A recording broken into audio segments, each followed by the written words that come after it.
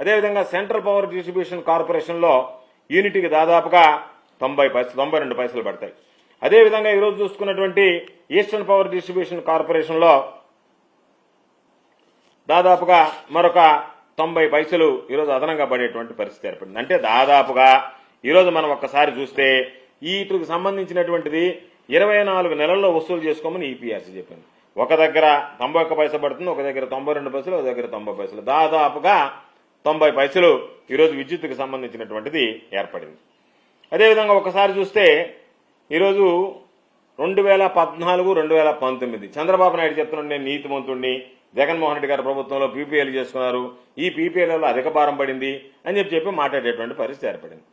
ఈరోజు ఒక్కసారి మనం ఆలోచన చేస్తే చంద్రబాబు నాయుడు హయాంలో 2014 నుంచి 2019 వరకు ముఖ్యమంత్రిగా విండ్ పవర్ కు సంబంధించి 3494 మెగావాట్లు 133 ఒప్పందాలు చేశాడు.